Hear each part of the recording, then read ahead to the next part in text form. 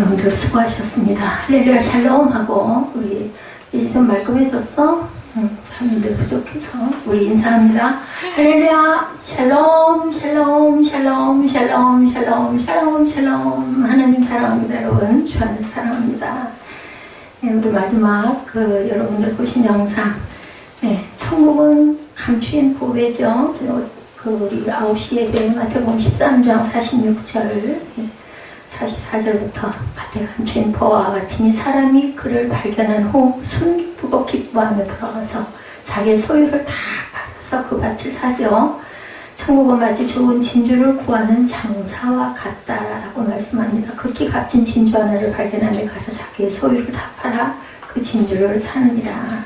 아까울 줄 아는, 아까워하지 않는 물질을 가지고 나와 내 가족뿐만이 아니라 이웃을 위해서 하나님께 감사하면서 섬길 때 하나님께서 우리를 축복해 주신다. 무엇까지? 영혼의 구원까지 주시는 10사람 중에 한 사람이에요. 여러분들 좁은 길이 그래서 좁은 길인 줄로 믿습니다. 그 길을 발견하시고 가는 천국의 보화를 발견하신 저와 여러분 되시기를 주님의 이름으로 축복합니다. 사무엘아 왜 땅 쳐다봐? 절대로 예배 시간에 땅 쳐다보지 말자. 그것만 실천해 주기 바래. 중국 고사에 이런 이야기가 있습니다. 장자 여러분들 아시죠? 노자, 장자, 순자 이러시죠. 중국의 학자죠. 하루는 활을 가지고 밤나무 숲속을 산책하고 있었습니다. 그때 밤나무 숲 남쪽에서 날아온 까치 한 마리를 발견합니다. 장자가 활을 겨냥하여 까치를 쏘려고 하는데 까치는 정신없이 다른 곳을 바라보고 있어요. 한눈 파니까 결국 어떻게 됐을까? 죽겠죠. 까치는 제 앞에 있는 큰 왕거미를 잡아먹으려고 눈독을 들이고 있는 거예요. 저 죽을 줄도 모르고. 우리 인상도 이렇죠. 그런데 이 거미는 자기를 노려보고 있는 자가 있는 것도 모르고 밤나무에 붙어있는 매미를 잡아먹으려고 눈독을 들이고 있습니다. 이게 어떻게 됐어요? 장자가 숲속을 산책하면서 뭐를 잡으려고 했는데 까치를 잡으려고 했는데 까치는 정신없이 또 자기 먹이를 잡으려고 들여다보고 있고 그 먹이는 또 다시 자기의 먹이를 잡아먹으려고 들여다보고 있다라는 거죠. 이 모습을 보고 그만 장자는 겨누었던 활을 거둬버리고 무거운 마음으로 집으로 돌아왔다고 합니다.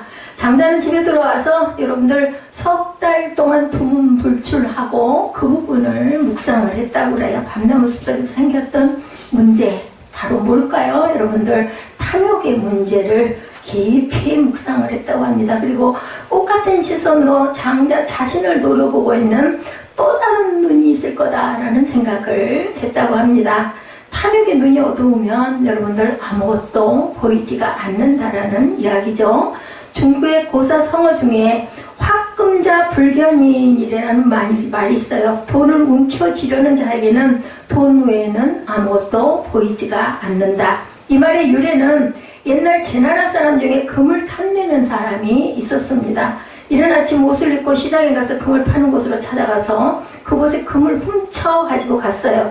포조리에 그를 체포한 다음 그에게 묻습니다. 오늘 본문 말씀이 아간의 이야기예요. 아간이 하나님께서 전쟁을 하고 나서 거기서 거두어지는 노획물을 하나도 너희들 가지면 안 된다. 다 불살라버려라 했는데 그만 아간이 탐욕의 눈이 어두워져 가지고 어떻게 했어요? 옷 외투도 그리고 금덩이도 은도 감추죠. 그래서 그걸로 인해서 하나님이 너희 백성들을 다 치겠다 했더니 다들 여호수아가 누구냐 하고 서로 제비를 뽑았는데 걸린 게 바로 아간이라는 사람이었고 아간이 실토함으로 인해서 어떻게 했어요? 그 정복과 그 모든 가족들과 그리고 훔쳤던 모든 물건들을 가지고 골짜기로 가서 돌로 쳐서 죽이고 그리고 거기에 돌무더기를 쌓은 것이 오늘날까지 아골골짜기다라고 일컬어진다라는 이야기입니다. 그래서 제가 이 말씀을 전하는 겁니다.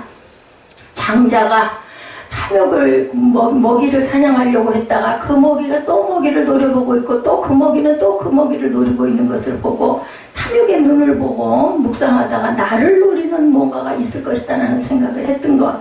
그리고 또한 중국의 고사성어 중에 화금자 불견인이란 말, 돈을 움켜쥐려는 자에게는 돈 외에는 아무것도 안 보인다. 천국의 보화를 감춰 놓으셨어요. 여러분들 제가 9시 예배도 얘기했지만 만약에 돈이 많은 사람, 권력이 센 사람, 그죠? 그리고 명예가 있는 사람, 만약에 천국의 비밀이 감춰져 있지 않다면 이런 사람들이 천국을 차지할 겁니다. 뭐 힘이 있으니까, 돈이 있으니까, 뭐 돈만 있으면 안 되는 게 없다고 그러죠. 하늘에 별을 따달래도 따줄 거라는 얘기가 있습니다. 그런데 다행스러운 일이에요. 감춰 놓으셨기 때문에 그것을 깨달아 알고 그것을 느끼고 그것을 강구하고 그걸 갈구하고 사모하는 자에게만 보여주시는 비밀이기 때문에 남녀노소 귀천 아무 상관없어요. 발견만 하고 가고자 하면. 근데 그 일이 좁은 길이다. 그러니까 여러분들 영상 보셨죠? 10명을 다 깨끗하게 했는데 한 명만, 그것도 이방인이, 유대인이 아니죠. 이방인은 뭐예요? 축복받지 않은 나라의 그런 사람만이 한 명이 와가지고 감사와 영광을 돌리다 보니까 너는 구원을 받았다 해서 구원까지 받는 역사가 일어납니다. 하나님을 만나요. 예, 하나님의 은혜를 주세요. 햇빛도 주시고 공기도 주시고 여러분들 생활도 하시고 학교도 다니게 하시고 부모도 주시고 그리고 내가 직장도 있고 결혼도 하고 아내도 있고 남편도 있고 다 이렇게 있는데 어떤 그것에 대한 하나님의 은혜를 깨닫고 감사하고 하나님께 나아가는 자에게는 구원의 축복도 함께 주신다는 이야기입니다. 그래서 이 탐욕으로 인하여 아간과 그의 가족이 무슨 짐승이 무슨 죄가 있겠어요? 그 노비, 종복, 모든 말과 소음 모든 것들이 다 묻혀가지고 돌에 두들겨 맞고 죽는 이러한 사건이 일어납니다. 하나님 인간의 죄 문제를 이렇게 엄청나게 심각하게 다루신다라는 거예요. 그냥 눈 감아주시거나 못 본 척 하시고 지나치시면 될 것 같은데 한 번쯤 그럴 수도 있을 것 같은데 분명한 것은 회개를 한다 하더라도 거기에 대한 벌은 분명히 보응이 따른다는 것을 알아야 된다. 만약 여러분의 자녀가 죄를 짓고 나쁜 길로 가고 있는데 그냥 눈 감아버리면 어떻게 되겠어요? 야단쳐야 되겠죠? 눈 감아버린 부모가 아닙니다. 자녀는 매우 나쁜 인간으로 전락합니다. 나중에 큰 범죄자가 되고 사회를 불행하게 만드는 사람이 될 수도 있습니다. 부모는 자기 자녀를 사랑하기 때문에 훌륭한 자로 잘 성장하게 하기 위해서 계속 타이릅니다. 사무엘이 나하고 얘기를 조금 하다가는 알았어 해요. 정말 꾀심스럽죠. 예를 들어 전화를 끄고 이 자식 내가 전화를 하나 가라. 다시는 내가 이 녀석한테 연락은 안 할 거야. 각오를 합니다. 그런데도 또 시간이 조금 지나고 나면 아이고 이 녀석 뭐하고 있을까. 혹시 또 독을 품고 독을 먹고 앉았는 건 아닌가 이런 염려가 되니까 또다시 연락을 하게 되는 것처럼 하나님께서는 저와 여러분을 계속해서 훈계하시고 말씀을 통해서 찬양을 통해서 저 장미꽃 이슬 위에 찬양 얼마나 아름답습니까? 더 원어로 들으니까 또 더 영어로 들으니까 더 아름답고 은혜가 또 다르죠? 예, 음률이 아주 색다릅니다. 이런 은혜를 받아가지고 그것을 영광 돌리려고 하는 하나님의 그러한 자녀들도 있을 것이고 좋은 번연처럼 설교가가 돼가지고 그저 아직 목사가 되기 전에 이곳저곳에 전도를 하다가 그만 잡혀 들어가가지고 12년 동안 옥살이라면서 거기서 또한 감사하면서 성경을 열심히 읽고 연구해가지고 철로역정이라는 대작을 만들어가지고 귀한 인생으로 높여주시는 하나님이라는 것을 여러분들 절대로 잊지 마시기 바랍니다. 제 얘기가 아니라 하나님 본문에 관한 아간의 사건을 통해서 하나님의 말씀과 교훈을 말씀드리고자 위해서 이 부분들을 말씀했습니다. 죄는 절대로 숨기거나 은폐할 수가 없는 것이다. 살짝 숨길 수 있어요. 근데 분명한 것은 자기 자신의 양심과 하나님은 분명히 알고 계신다라는 거죠. 오늘 본문의 내용입니다. 아까 읽으셨죠? 여호수아는 하나님의 지시를 받고 백성과 함께 여리고성을 7바퀴 돌고 지난주 말씀입니다. 그리고 나서 성을 함락시켰어요. 기적이죠. 어떻게 돌기만 했는데 나팔을 불고 함성 지르니까 그냥 그 견고한 난공불락의 여리고성이 와르르 무너지는 역사가 앞장에 있었어요. 그죠? 6장에서 여호수아는 백성들에게 명령하죠. 6장 16절에서 19절에 보면 7번 제사장들이 나팔을 불 때 여호수아가 백성에게 이르든지 이제 외치라. 그동안 소리를 내지 말라 하다가 순종이에요. 이것은 야훼께서 너에게 이 성을 주셨느니라. 이렇게 외칩니다. 이 성과 그 가운데 있는 모든 것은 야훼께 온전히 바치되 기생 나와서 그 집에 동거하는 자는 모두 살려주라. 이는 우리가 보낸 사자들을 그가 숨겨주었습니다. 어땠어요? 기생 나합은 하나님의 계심을 알죠? 소문으로 듣고 알고 믿습니다. 그래서 일찌감치 하나님을 경외하고 그러한 파송된 그런 사람들을 감춰줘요. 이스라엘에서. 그 나라가 여리고가 어떤가 알아보려고 파송됐다가 도망자였었던데 그 사람들을 감춰줌으로 인해서 구원을 받는 역사를 우리가 압니다. 너희는 온전히 바치고 바친 것 중에 어떤 것이든 취하여 너희가 이스라엘 진영으로 바치는 것이 되게 하여 고통을 당하게 되지 않도록 오직 너희는 그 바친 물건에 손대지 말라. 음금과 동철 기구들은 다 야훼께서 구별한 것이니 그것을 야훼 곳간에 드릴지니라 하니라. 이렇게 말씀을 했는데 그만 그것을 어겼다는 겁니다. 7장 1절에 이스라엘 자손들이 온전히 바친 물건으로 말미암아 범죄하였으니 이는 유다 지파 셀라의 증손 삭디의 손자 갈미의 아들 아간이 온전히 바친 물건을 가졌습니다. 야훼께서 이스라엘 자손들에게 진노하시니라 명령하셨는데도 듣지 않고 살짝 감춘 것을 하나님께서는 보셨다는 겁니다. 아간이 도적질하는 물건에 대해서 구체적으로 19절에서 21절에 기록하고 있죠. 우리 한번 읽습니다. 그러므로 여호수아가 아간에게 이르되 내 아들아 청하노니 이스라엘의 하나님 야훼께 영광을 돌려 그 앞에 자복하고 내가 행한 일을 내게 알게 하라. 그 일을 내게 숨기지 말라 하니 아간이 여호수아에게 대답하여 이르되 참으로 나는 이스라엘의 하나님 야훼께 범죄하여 이러이러 행하였나이다. 내가 노력한 물건 중에 시날산의 아름다운 외투 한 벌과 은 200세겔과 그 무게가 50세겔 되는 금덩이 하나를 보고 탐내어 가졌나이다. 보소서 이제 그 물건들을 내 장막 가운데 땅속에 감추었는데 은은 그 밑에 있나이다 하더라. 그래도 아간은 고백했어요. 아니라고 잡아떼질 않았죠. 아간은 이스라엘 백성들이 여리고성을 취할 때 물질의 눈이 그만 어두워져요. 그건 저와 여러분들도 마찬가지입니다. 그런 마음이 들죠. 살짝 그 많은 것 중에서 그거 하나가 뭐 어쩔 거야 이런 마음이 들었겠죠.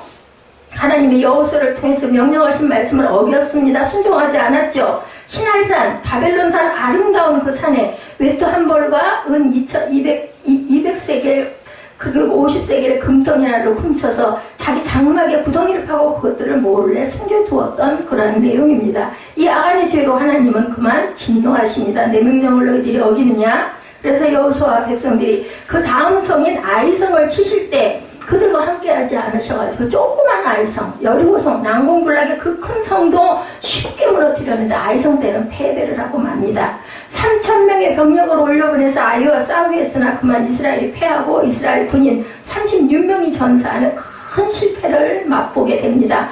여호수아와 백성들이 하나님께 엎드려 울며 부르짖어 기도했을 때 하나님은 아간의 죄 때문이다 라고 말씀을 하신 거예요. 그래서 백성들이 지파별로 제비를 뽑았는데 아간이 제비에 뽑히고 범죄를 자백받게 됩니다. 이 제비의 사건이 이 사건 때부터 이때부터 일어난 게 제비 뽑기입니다. 여호수아 7장 21절이죠.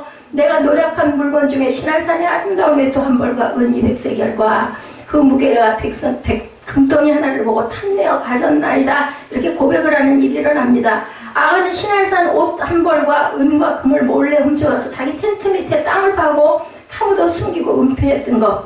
아무도 모르게 살짝 숨긴 것 같은데 그만 하나님께서 아이성을 점령하는 걸 실패하고 하게 함으로 인하여서 그것을 묻는 백성들에게 대답하죠. 죄는 절대로 우리는 숨기지 말아야 된다. 하나님의 눈을 절대로 속일 수가 없습니다. 여호수아 7장 19절에 보면 그러므로 여호수아가 아간에게 이르되 내 아들아 얘기합니다. 어떻게 아들이라고 불러요? 근데 여호수아는 이렇게 아주 정말 온유한 그런 종이었다는 거죠. 이스라엘의 하나님 야훼께 영광을 돌려 그 앞에 자복하고 내가 행한 일을 내게 알게 하라. 그 일을 내게 숨기지 말라 하니 죄는 짓지 말아야 되고 그렇죠. 이 정도로 고백을 하면 살려줘야 되지 않을까요? 그런데 결국은 그 죄대로 죄값을 받았다라는 거죠. 예, 혹시 죄를 지었으면 속히 하나님 앞에서 자백하고 회개해야 되는데 유대인의 탈무드에 사람을 평가하는 세 가지 기준이 나옵니다. 이 세 가지는 다 죄를 짓는 것과 관련이 있습니다. 카이소 돈주머니 조심해야 되겠죠? 돈주머니를 잘 열어야 되고 잘 닫아야 되고 잘 갈무리도 할 줄 알아야 됩니다. 돈이 있어야 살아요. 그죠? 필요 불가결의 겁니다. 먼저 그 사람의 인격을 측정해 볼 수 있는 가장 좋은 방법 중에 하나가 돈주머니. 돈주머니를 손에 쥐어주면 알 수 있다는 거예요. 그가 어떻게 그 돈을 쓰는가. 예, 그것을 보면서 그 사람을 알 수 있다. 돈으로 선을 행할 수 있는 사람인지 아니면 돈으로 가지고 자기 욕심을 채우고 자기 뱃속을 채우고 예, 탐욕을 아까 그 로펠러 얘기 여러분들 보셨죠? 이런 사람인지 어머니가 물려주셨죠? 11조 생활해라. 맨 앞자리에 앉아라. 목사의 마음을 아프게 하지 말라. 라는 그 세 가지 교훈을 지켰다라고 얘기합니다. 그래서 그 사람을 부자로만 보질 않는다는 거죠. 어마어마한 일을 많이 했죠. 한 사람이 어떻게 그렇게 대단한 일을 많이 할 수 있었을지 주신 부를 사회에 환원하는 내용입니다. 돈으로 선을 행할 수 있는 사람이 되어야 되겠죠. 두 번째로 고소술잔입니다. 돈 못지않게 사람을 흔드는 게 바로 술이죠. 사람들이 술 때문에 여러 가지 일들이 생기고 사고를 저지릅니다. 술로 인해서 인생을 망치고, 그래서 처음에는 사람이 술을 먹다가 나중에는 술이 사람을 먹는다. 그래서 우리 기독교는 술을 가까이 하지 않고 술을 아예 입에도 대지 않게 합니다. 왜냐하면 아예 한두 잔 어떻겠어요. 그죠? 맥주 한 잔 시원하게 여름에. 근데 그게 어떤 상황 되면 한 잔이 두 잔 되고, 두 잔이 세 잔 되고, 어떤 상황만 되면 자꾸 그것이 생각이 나게 되고, 많이 마시게 되고, 화가 나고 분이 나면 그게 독이 돼서 나를 파괴시키기 때문입니다. 세 번째로 하이소, 분노입니다. 분노. 어떤 경우에 분노하는가를 보면 사람의 인격이 어떤지를 알 수가 있다. 제가 이 부분을 잘 절제를 못합니다. 옳지 않은 걸 보면은, 그걸 또 거짓말하는 걸 보면 아직 견디지를 못하죠. 이걸 다스릴 줄 알아야 된다. 예, 분노를 다스리지 못할 때 차라리 또한 내가 죄를 짓는다. 나는 절대로 그 부분에 내가 정말 당한 사람인데도 불구하고 내가 분노함으로 내가 하나님께 죄를 짓는 거죠. 하나님의 앞에 우리 죄를 용서받고 긍휼히 여김을 받는 길은 솔직히 자기가 죄인임을 고백하고 그 죄를 십자가 아래 내려놓고 회개하는 길밖에 다른 길이 당연히 없습니다. 영국의 황태자가 죄인들이 수감되어 있는 감옥을 시찰했습니다. 황태자를 만난 죄수들은 하나같이 나는 죄가 없고 억울하게 감옥에 왔다고 다들 호소를 합니다. 황태자를 붙잡고 그들의 말에 의하면 그 감옥은 모두 억울한 사람들만 잡아가다 가둔 그런 감옥이에요. 황태자는 실망합니다. 마지막으로 한 감옥에 눈물을 흘리고 있는 죄수가 있었어요. 황태자가 자네는 무슨 죄로 감옥에 왔는가 하고 물었습니다. 저는 헤아릴 수 없이 많은 죄를 짓고 들어왔습니다 라고 대답해. 단 한 사람이에요. 단 한 사람. 황태자가 자네가 지은 죄 중에 가장 큰 죄가 뭔가 하고 묻습니다. 죄수는 대답하기를 저는 그리스도를 모르는 죄를 지었습니다. 가장 큰 죄입니다 라고 고백을 했다고 합니다. 그래서 황태자가 그 죄인 앞에 무릎을 꿇습니다. 나도 하나님을 모르는 큰 죄인이었어. 황태자는 복받치는 눈물로 회개를 하고 그 죄인을 곧 석방시켜서 자신의 비서로 삼는 일이 있었다고 합니다. 장자크 루소는 말하기를 과실은 창피한 것이 아니다. 회개치 아니한 것이 부끄러운 일이다 라고 얘기를 합니다. 우리는 과실을 맨날 저질러요. 그죠? 하루에도 수없이 저도 마찬가지입니다. 그런데 그만 마음에 거리낌이 오면은 그것을 회개하지 않고는 견딜 수가 없어지는 거예요. 하나님이 붙들고 계신 거예요. 너무 감사한 거죠. 주님께로 가죠. 나는 내가 실수로 죄를 짓는다면 주님께로 가겠습니다. 고백하시기 바랍니다. 나는 내가 다시 죄를 짓는다면 다시 주님께로 가겠습니다. 나는 내가 또 죄를 짓는다면 또 주님께로 가겠습니다. 나는 내가 거듭 죄를 짓는다면 거듭 주님께로 가겠습니다. 나는 내가 7번 죄를 짓는다면 7번 주님께로 가겠습니다. 내가 70번 죄를 짓는다 해도 주님께 나아가겠습니다. 나는 나를 용서하지 못해도 주님은 용서해 주시고 남은 나를 용서하지 못해도 주님은 용서해 주십니다. 주님의 무한한 사랑을 믿고 주님께로 가겠습니다. 이 고백이 저와 여러분의 고백이 되시기를 주님의 이름으로 축복합니다. 우리 자녀들 생각해 보시면 알아요. 부모가 돼야 그래야 어른이 된다라는 이야기가 그냥 있는 게 아니죠.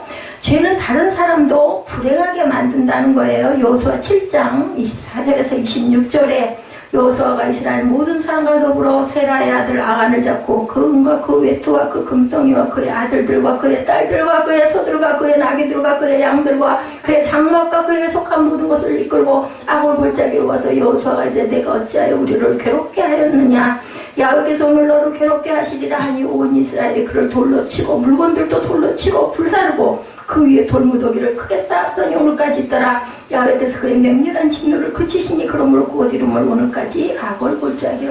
아골 골짜기라는 뜻이 여러분들 고통의 골짜기예요. 고통의 골짜기. 예, 범죄한 아간을 골짜기로 끌고 가죠. 본문을 자세히 보면 그의 아들과 그의 딸들과 세상에나 소와 양과 나귀들까지 골짜기로 다 끌고 갑니다. 아간에게 속한 모든 것을 온 이스라엘 백성들이 돌로 그것을 쳐 죽이죠. 그리고 그들 위에 돌무더기를 쌓아서 아골 골짜기, 괴로움의 골짜기, 고통의 골짜기. 도대체 그 자녀들, 그 짐승들 갖고 있던 그것들이 다 무슨 죄라고. 아간한 사람의 죄 때문에 무거운 처자식이 다 죽임을 당합니다. 소들, 나귀들, 양들도 죽임을 당합니다. 아주 심하지 않아요? 그죠? 아, 왜 죄 없는 처자식까지 돌로 쳐 죽였을까? 아니, 그건 또 그러다 치고 무슨 소나 가축, 양을 왜 돌로 쳐 죽였을까? 너무 잔인한 처벌이다. 이런 생각이 들 수도 있습니다. 저도 그런 생각이 듭니다. 근데 한편 생각해보니 아간의 처자식이 죄를 짓는 일에는 상관하지 않았지만, 예, 아간이 벌어다주는 그거 누구로 밥을 먹고 살았겠죠? 그리고 그 외투와 그 금과 그 은덩어리들이 만약에 감춰져 있다면 그걸로 가족이 호의호식을 했겠죠. 같이 죄를 지는 물이 든 거예요. 그래서 그렇게 된다는 겁니다. 아버지가 수박 한 통을 훔쳐왔어요. 가족들이 나눠 먹지 아버지 혼자서 감춰먹고 드시지는 않는다라는 겁니다. 가족 중 누가 쌀 한 가마를 도둑질해 옵니다. 가족이 다 그 쌀을 먹는다라는 이야기입니다. 아간이 옷과 은금을 도둑질해 오면 그의 집의 가축들도 그 혜택을 당연히 누리게 될 것이라는 겁니다.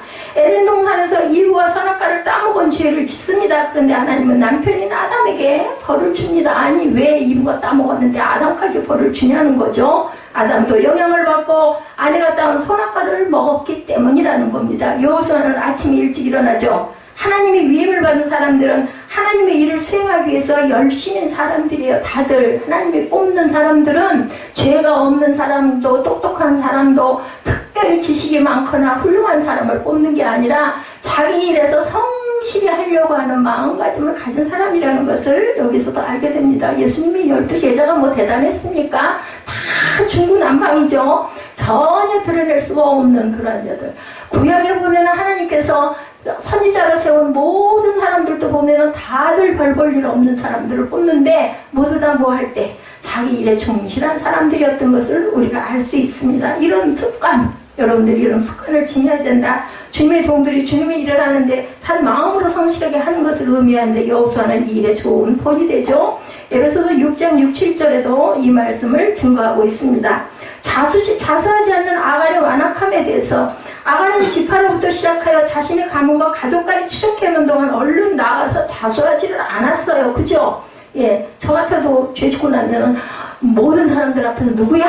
하고 부르면 어떨 것 같아요? 접니다. 아마 그러기 쉽지가 않아요. 예, 우리 그 평양 대부흥운동 때 길선주 장로가 벌떡 일어나서 나는 내 친구의 돈을 내가 훔쳤나이다 라고 고백을 시작하고 울고 자백하고 회개하니까 모든 사람들이 나도요 하죠. 중요한 것은 그죠? 제일 첫 번째 선봉이 중요합니다. 그만큼 그의 양심은 무디어 있었고 마음이 강팍했는데 사람이 한 번 타락해서 양심이 무디어지면 점점 그거 만약에 살짝 넘어가면 어떨까요? 그 다음에는 외투 한 벌이 아니라 10벌쯤 훔칠 것 같습니다.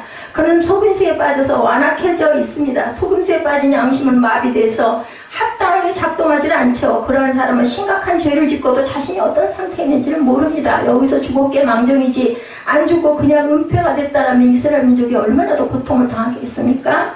우리 안에 아간을 찾아내야 할 줄로 믿습니다. 우리 본문 말씀에서 역사의 흐름 때문에 제가 본문을 열심히 잘 읽으시라고 말씀을 드렸고 다 알아들으셨을 거예요. 우리 안에 아간이 있는지. 항상 일상생활 안에서도 누구도 예외는 없습니다. 저도 마찬가지입니다.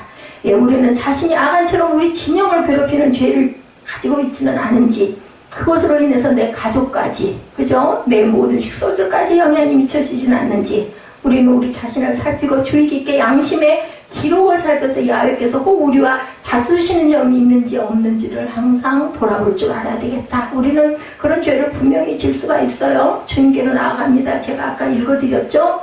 몇 번이에요? 7번 죄를 지어도 70번 죄를 지어도 주님께 나아갑니다. 왜요? 하나님께서는 용서해 주실 걸 내가 알기 때문에. 그러면서 조금씩 주님의 성품을 닮아가야 되겠죠?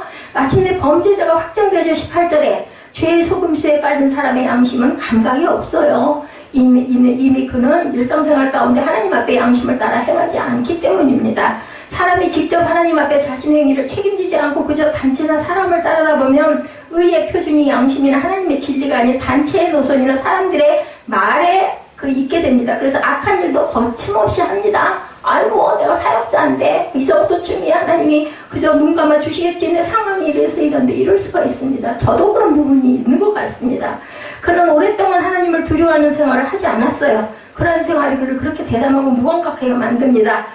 다섯 번째로 아간을 내 아들이라. 여호수아가 아까 중간에 제가 말씀드렸죠. 여호수아는 그를 오 이스라엘의 대적자라든가 오 문제하여 너는 죽어 마땅해 이렇게 얘기하지 않았다라는 겁니다. 그를 내 아들아 라고 부릅니다. 범죄하여 이스라엘에게 커다란 실패를 안겨준 죄인을 참으로 긍휼이 가득한 호칭으로 부른 것을 봅니다.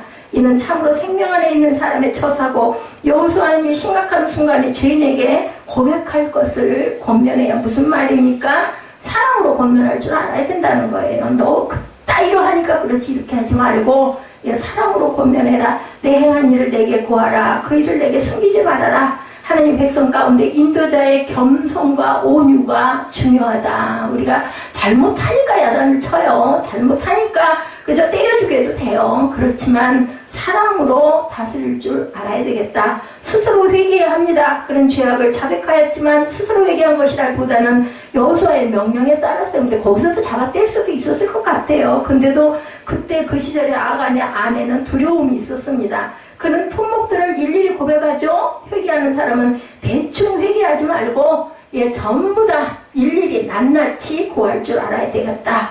아간이 도적질한 물건들의 목록이 나타나죠. 그가 도적질한 물건은 바벨론산 외투 한 벌. 이는 영적으로 말해서 다른 사람들에게 좋게 보이고자 하는 외식을 얘기합니다. 그걸로 치장함으로 인해서 보기 좋아 보이게 하는. 바벨론이란 그 자체가 혼돈이고 섞인 것이다. 영적인 것과 육적인 것, 하나님께 속한 것과 사람에게 속한 것이 함께 있는 것을 의미합니다. 이스라엘 중 아간에게 있는 이런 죄를 처리하지 않으면 이런 죄는 사람의 육체에 걸맞는 것이기 때문에 많은 사람을 미혹하겠죠. 그 외투 입은 걸 보고는 아이고 나도 요즘에 뭐에 명품들 그죠? 누가 그 백을 들었대. 아이고 누가 뭐 어디에 그 세상에 하나밖에 없는 뭔가를 입었대 하면은 막 그 욕심을 내죠. 이게 그렇게 되는 미혹이 된다는 거죠. 이런 것들을 다 태워버리라고 명령하죠. 아간은 외투 한 벌만큼은 자신을 위해서 남겨둔 거예요. 외식은 말하자면 편한 길입니다. 실제가 없어도 외적으로만 그럴듯하게 보이기를 원한다. 제가 이 외식에 아주 빠져 있었던 인간입니다. 하나님이 은혜로 이렇게 세워놓으셨지 죽어서 마땅하죠. 헌신과 충성이 없는데도 남들에게 있는 것처럼 보이는 것이 바로 외식입니다. 신앙산 외투란 바로 그런 것이고, 속에는 별거 입지 않았는데 사람들에게 그럴듯하게 보이고 치장하고 싶어하는 그 마음 우리 마음속에 다들 있습니다. 아간은 외투만이 아니라 은과 금, 그죠? 이것을 감추죠. 야외 곳간에 갖다 놓아야 할 것들이었어요. 6장 19절에 나타나 있습니다. 금과 은은 장래적인 것입니다. 즉 자신의 장래 삶을 편안하게 보장해 주는 것. 예를 들자면 뭐 적금 통장, 예를 들자면 우리 보험. 근데 그게 나쁜 거는 아니에요. 준비하는 부분이 나쁘진 않지만 하나님보다 위에다 놔서는 안 된다라는 겁니다. 어때요? 보암직도 합니다. 그럴듯도 하죠. 모든 죄악의 근원을 보는 것에서 시작된다는 그 눈이 굉장히 중요하죠. 그런데 감추인 보화는 하나님께서 은밀히 감춰놓은 것은 우리 눈으로 볼 수 없게 감춰놓으셨다는 것을 여러분들 기억하시기 바랍니다. 영적인 눈이 열려 있어야 된다. 이것은 에덴 동산에서 하와에게 있었던 일과 같습니다. 사람이 죄악에 빠지지 않으려면 보는 것에 주의해야 된다. 아간은 먼저 보았고 보다 보니까 탐심이 느껴집니다. 돌에 맞아서 죽습니다. 결국 아간은 그가 탈취한 모든 소유와 자녀들과 함께 멸망을 당했습니다. 백성들이 돌로 치고 불사르죠. 하나님의 명을 따라 자신들의 마음대로 사는 사람들은 결국 그 얻은 것과 더불어 멸망하게 된다는 것을 나타내주고 있습니다. 어떤 죄악은 그 죄의 분량이 커서 심판도 큽니다. 아간은 결국 이렇게 돌로, 그 시대에 그런 사람은 돌에 쳐서 죽였어요. 그리고 불태웠어요. 여호수아는 내가 어찌하여 우리를 괴롭게 하느뇨? 야훼께서 오늘날 너를 괴롭게 하시리라. 그걸 때리고 치고 불사르는 것도 괴로운 일이에요. 그죠? 아이성에서 실패한 것도 괴롭습니다. 36명의 목숨을 앗아가게 되고 많은 사람이 부상을 당했을 거예요. 이 일로 인해서. 몰랐지만. 그래서 우리가 받는 용서는 어떠한 것일까? 제가 지금 단락별로 말씀드리고 있습니다. 10번째입니다. 우리가 받은 용서는 야훼께서 극렬한 진노를 그치십니다. 하나님은 범죄를 심판하지 않으신 채는 절대로 용서하지 않는 분이다. 크고 작은 자신의 잘못과 모든 것들은 언제 돌려받아도 돌려받는다는 것을 기억하시기 바랍니다. 그분은 사람의 죄악도 그 아들 안에서 심판하심으로 아들까지 심판을 합니다. 우리 인류를 구원하기 위해서. 하나님께서는 이런 분이기 때문에 어떤 분? 공의의 하나님이십니다. 우리가 받은 구원과 용서는 심판을 거친 것임을 절대로 잊지 마시고 하나님을 드러내고 찬양할 줄 아는 저와 여러분이 되셔야겠습니다. 11번째 아골 골짜기와 골고다에 대해서 마지막 절에 나오죠. 그 돌무더기가 있는 곳이 아골 골짜기, 고통의 골짜기, 괴롭힘의 골짜기라고 합니다. 트러블링 하고 나와 있습니다. 이는 아간에 대한 영원한 수치의 표시, 지금까지 내려온다라고 얘기하죠. 예언자들은 아골 골짜기로 회복하는 소망의 곳으로 예언하기도 하죠. 어떤 사람은 아골이 골고다의 그림자라고도 얘기를 합니다. 구약과 신약의 두 교훈입니다. 우리는 6장에서 대적의 모든 세력을 멸하시는 하나님을 보고 7장에서는 동일한 능력으로 회중 가운데 있는 악을 심판하신 하나님을 우리가 봅니다. 구약과 신약의 두 가지 교훈을 생생하게 보는데 승리를 보장하신 하나님은 또 거룩을 요구하십니다. 저와 여러분에게. 이러한 교훈은 회중들에게나 우리 개인에게나 다 똑같습니다. 하나님이 우리와 함께 하시게 하려면 거룩하며 모순되는 것을 던져버려야 되고 하나님의 속성에 어긋나는 것들을 철저히 심판할 줄 알아야 돼. 내 안에 있는 것들도 철저히 우리가 반성하고 회개하고 내려놓고 버리고 비우고 우리가 회개할 줄 알아야 된다. 하나님은 용서하시고 회복시키시고 치유하시지만 악을 절대로 용납하지 않는다. 그분은 소멸하는 분이라고 히브리서 12장 29절에 증거합니다. 하나님의 집에서 심판이 시작되었다고 베드로전서 4장 17절에 말씀합니다. 하나님은 그분은 닮은 백성을 원하죠. 그러므로 그분께 맞지 않은 것들을 하나하나 제거해 나가십니다. 그분의 이름에 불명예를 들려지지 않도록 우리의 습관과 모습을 잘 살펴봐야 되겠다. 그러면 방금 전 6장에서 여리고에서 대승한 군대가 아이성에서 왜 굴욕적인 패배를 하였는가? 제가 말씀드렸죠. 아간이 저주받은 물건을 취해서 범죄했기 때문인데 여기서 우리는 다른 차원의 한 가지 중요한 사실을 깨달아야 합니다. 하나님은 회중 가운데 한 사람의 죄로 전체 회중의 죄로 간주하신다는 것을 또한 잊지 말아야 되겠다. 10절에서 12절이죠. 야훼께서 여호수아에게 이르시되 일어나라 어찌하여 이렇게 엎드렸느냐. 이스라엘이 범죄하여 내가 그들에게 명한 나의 언약을 어기었나니 곧 그들에게 바친 물건을 취하고 도적하고 시기하여 자기 기국 가운데 두었느니라. 그러므로 이스라엘 자손들이 자기 대적을 능히 당치 못하고 그 앞에서 돌아섰나니 이는 자기도 바친 것이 됨이라. 그 바친 것을 너희 중에서 멸하지 아니하면 내가 다시는 너희와 함께하지 아니하리라. 나와 함께하지는 않는 하나님이라고 하면 그런 일이 자꾸 일어나면 우리는 스스로 깨우치고 기도하고 돌아설 줄 알아야 되겠습니다. 이는 매우 엄중하신 하나님의 말씀입니다. 바울은 고린도 교회의 가늠한 형제에 대하여 쫓아내야 한다고 하면서 뭐라 그래요? 적은 누룩이 온 덩이에 퍼지느니라. 곰팡이 한번 일어나면 어떻게 되는가요, 여러분들? 다 썩죠. 양파에 싹이 나고 조금 물렁물렁해지면 그 다음에는 썩어서 버려야 됩니다. 하나님은 아간한 사람이 범죄한 것을 이스라엘이 범죄했다고 해요. 아간이 그랬지 어떻게 여호수아가 그랬습니까? 그런데 전체가 다 범죄했다고 얘기합니다. 하나님은 한 사람의 범죄를 모든 사람의 죄로 여기시고 당시 회중 가운데 임하신 야훼의 임재가 모두를 하나로 묶어서 심판을 합니다. 동일하게 지금도 지상에서 그리스도의 몸인 교회에 거하시는 성령께서는 우리 모두를 하나로 묶어서 새벽교회 안에 있는 성도들 하나로 묶어서 판단하신다는 것을 절대 잊지 말아야 되겠다. 그러므로 우리는 하나가 되어 해야 합니다. 서로서로 권면하고 서로서로 용서하고 서로서로 기도하고 서로서로 싸주고 보듬을 줄 알아야 되겠다. 그러므로 한 사람의 죄가 모든 지체에게 미치게 된다는 것을 잊지 말아야 되겠다. 한 사람의 죄가 모든 사람에게 영향을 준다는 사실을 알고 모두 우리가 서로서로 돌아보며 권면할 줄 알아야 되겠다. 누구도 자신의 몸에서 자신을 분리시켜서 독립할 수가 없죠. 팔, 다리 떼서 각각 하나로 할 수는 없습니다. 우리는 모두 한 성령의 역사로 연합된 한 몸의 지체들이라는 걸 잊지 마시기 바랍니다. 고린도전서 12장 26절에 만일 한 지체가 고통을 받으면 모든 지체도 함께 고통을 받고 한 지체가 영광을 얻으면 모든 지체도 함께 즐거워하나니라고 말씀합니다. 한 개인의 상태가 모든 다른 지체들에게 영향을 미친다는 것은 우리의 생활이 얼마나 중요한가를 우리에게 가르쳐 주십니다. 우리는 7장에서 오늘 본문 7장에서 악을 보고 작은 한 명의 악이 있어도 하나님은 그 회중과 함께 한다는 것을 잊지 말아야 되겠다. 교훈을 봅니다. 우리 개인이나 단체 속에 작은 악이 있을 때 하나님은 그들과 함께 하시지 않고 그 누룩을 철저히 심판하신다라고 말씀합니다. 여호수아는 회중을 다 소집해야 했고 악의 근원을 찾아 모든 피조물 앞에서 바벨론을 심판하기 위해서 하나님은 그들 가운데 악을 찾아내시고 돌로 치고 불사르고 돌무더기를 크게 쌓게 하십니다. 오늘날 우리는 큰 일을 하려는 미혹에서 벗어나서 하나님과 함께 나아가기 위해서 한 사람의 작은 것이라도 범죄한 것을 없애야 된다. 현재 사도행전 2장이 아니라 디모데후서 2장에도 나옵니다. 그러므로 오늘 우리는 큰 집의 불결한 그릇에서 벗어나 분별된 위치에 있어야 된다는 거죠. 경건의 모양을 갖고 있으며 경건의 능력을 부인하는 자들에게 돌아와야 된다라고 말씀을 합니다. 엔트로피 법칙이라는 것이 있죠. 열학적에 사용하는 용어인데 N은 에너지입니다. 엔트로피 법칙은 열은 높은 온도에서 낮은 온도로 흐르고 또 한 번 발생한 열은 소멸되는 것이 아니라 모든 사물에게 파급 효과를 주고 흩어져 잔존한다라는 뜻을 갖고 있습니다. 엔트로피 효과. 사람의 작은 행위도 그 행위 자체로 사라지는 것이 아니라 어떤 상태로든 다른 사람에게 사물에게 행할 만큼 영향을 준다는 것을 잊지 말아야 되겠다.